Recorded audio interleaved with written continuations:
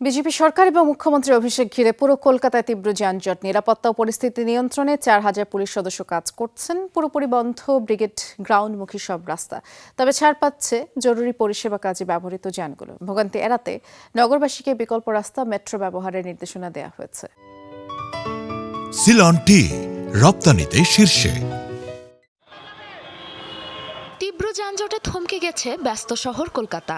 পশ্চিমবঙ্গের মুখ্যমন্ত্রীর অভিষেক ঘিরে কঠোর নিরাপত্তা, তাতেই এই স্থবিরতা।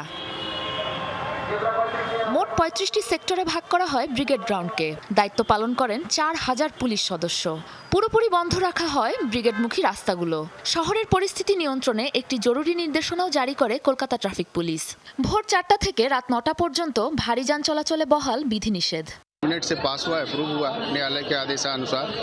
আদালত ও গভর্নরের নির্দেশেই এত কড়াকড়ি, তবুও বিপুল সংখ্যক মানুষ উপস্থিত হয়েছেন। পরিস্থিতি নিয়ন্ত্রণে নিজ নিজ অবস্থানে দায়িত্বরত আমরা।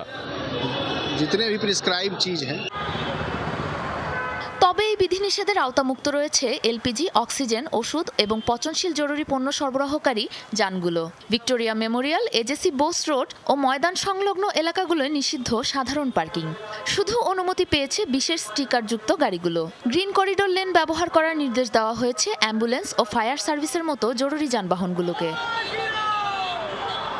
দূরপাল্লার বাসগুলোকে বিকল্প রাস্তা ব্যবহারের নির্দেশ দিয়েছে নিরাপত্তা বাহিনী।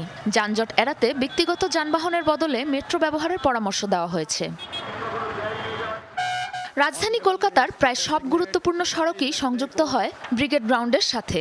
তাই শপথ অনুষ্ঠানের কারণে ভয়াবহ দুর্ভোগে পড়েছেন নগরবাসী।